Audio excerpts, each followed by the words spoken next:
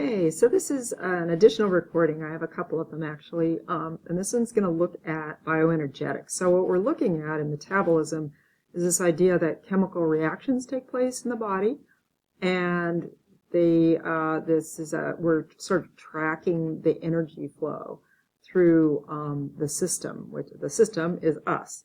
So let's take a look at some vocab. So you remember from chemistry that exothermic reactions produce heat. In other words, heat is actually a product of the reaction. So here's a classic one where we put sodium in water. If you haven't seen this, I can show it to you. It's pretty cool. And what we create is sodium hydroxide. And what we also create is a gas, which is hydrogen gas. And this is an exothermic reaction. So we'd see and feel and could measure heat being released. Whereas an endothermic reaction is one in which heat actually gets absorbed from the surroundings, from the environment as a part of that reaction. So energy goes in. It's a reactant. And cold packs are a good example of that. So you can feel those when they get activated. You feel how it decreases in temperature.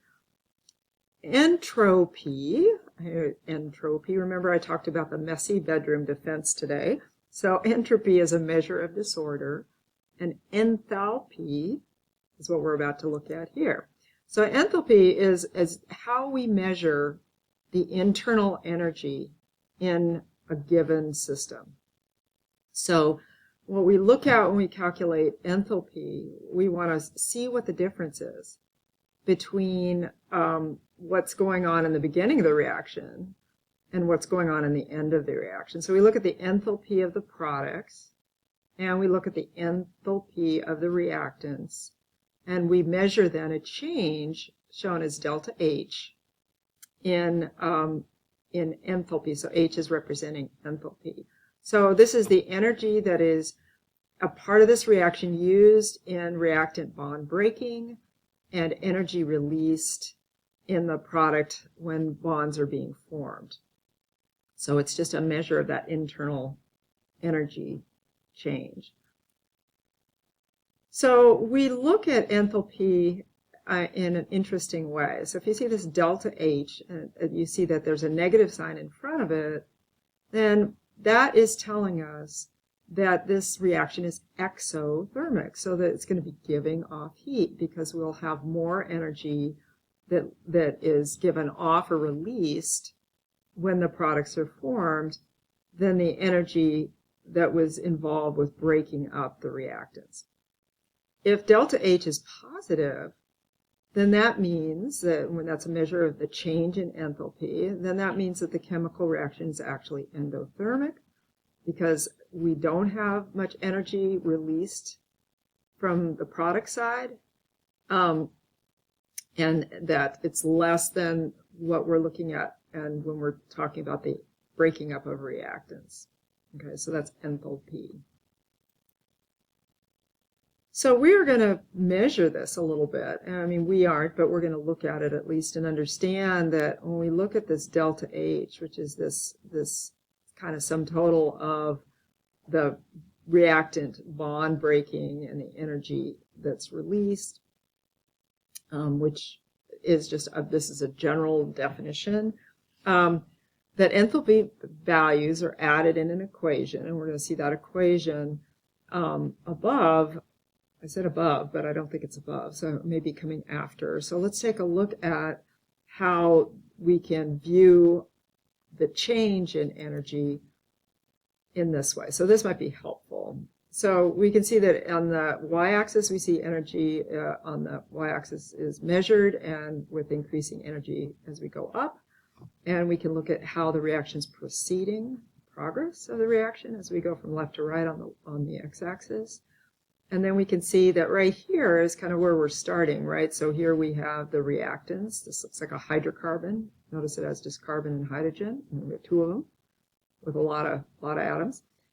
We have oxygen molecules, and so it looks like we're going to get a combustion reaction here, and this combustion reaction is actually burning a candle, And so when we see the reaction here, what we see is it's exothermic and that it's releasing heat, right? So that's what exothermic means, like exiting heat. So we're releasing heat, and in that case, it's exothermic, so the delta H is going to be less than 0. When we look at the opposite, so what that really means is that we are releasing this energy in the formation of bonds, and here's where we end up forming new products. So here we have now carbon dioxide, and we have water as our products.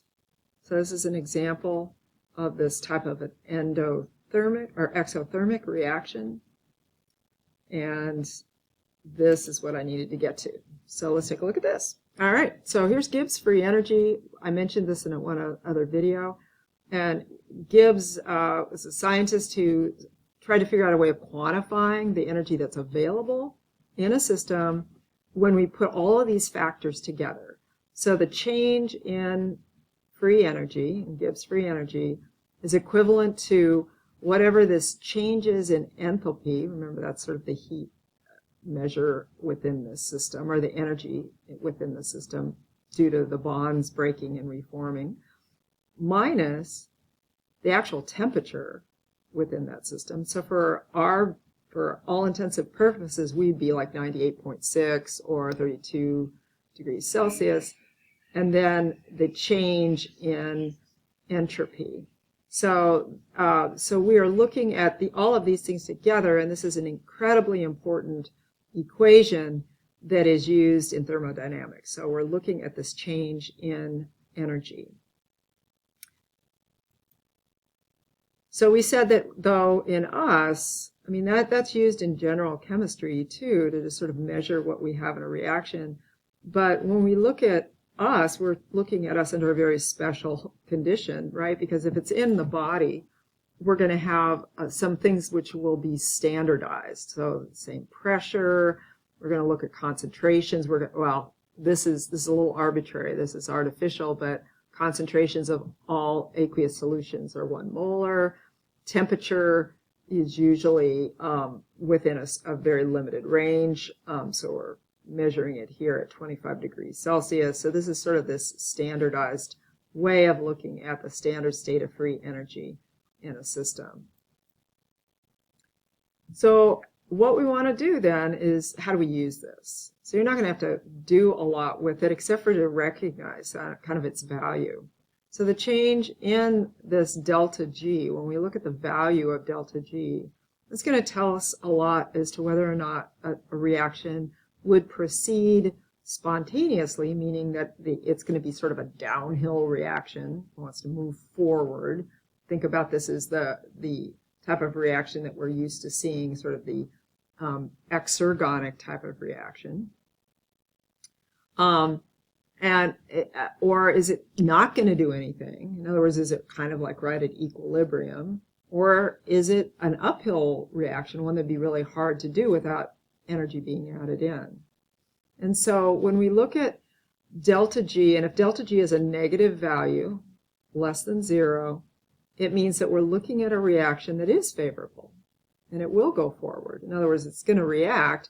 It would look like what we saw on the graph when we looked at an exergonic reaction. Very often it's a catabolic reaction. And so let's take a look at the graphs, because this will be helpful. So here's the exergonic, where the delta G, the measure of free energy in the system, is less than 0. And what we see here is that the reactants, they have to overcome a little activation energy barrier. And we have energy that's released, and the products will be here at the side. So this is considered a spontaneous reaction. We need an enzyme if we want to speed it up and increase the rate. But regardless, it's going to happen. It may happen faster or slower, but it's going to happen. So this is an exergonic reaction.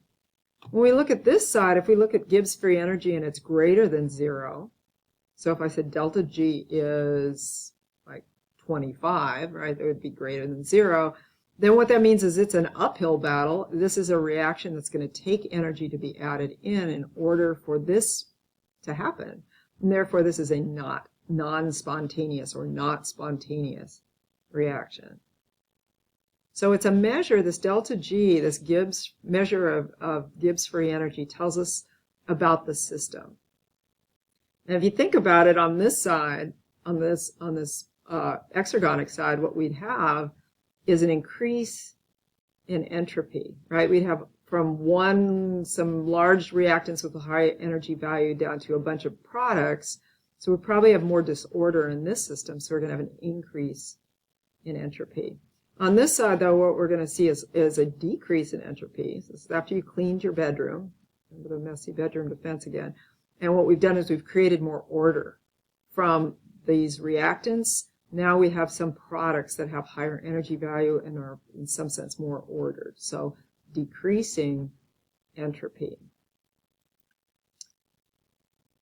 This doesn't really add too much to the discussion, although it does bring up this idea that when we think of reactions that are exergonic, releasing energy, giving off some heat, those are typically exergonic. And those which are taking reactants and building things, like maybe protein synthesis or something, we're going to see something that's endergonic. So this is the idea, though, when we said what do enzymes do? So enzymes are going to move a reaction forward that would be spontaneous probably anyway, but let's do it faster. Let's increase the rate. And so the delta G value for this reaction is still the same. However, we add the enzyme in as a catalyst, and we're going to get there more quickly, or at least more easily. So that this idea of lowering the activation energy barrier so that it can happen. And so this is a summary of this idea of looking at entropy and enthalpy and some of the terminology and the symbols that are used for that. So entropy is S, and so a change in entropy is going to be represented by delta, that little triangle sign. And if it's increased, if the entropy itself is increased, we're going to see that's going to be greater than 0. So this would be just, we're looking at this sort of numerically if we're going to check that out. And this too, if we decrease entropy, we're looking at this going to be less than 0. So this is a decrease in entropy, remember, is like we're ordering things. We're getting it more ordered. This we're becoming more chaotic or more numerous or something, so more less ordered.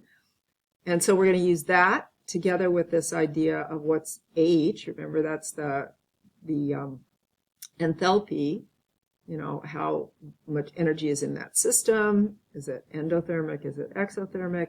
And that's how we calculate the G value of what Gibbs is. So we take into account the body temperature, we take into account any pressure conditions, but in the body, that's pretty standard all the time.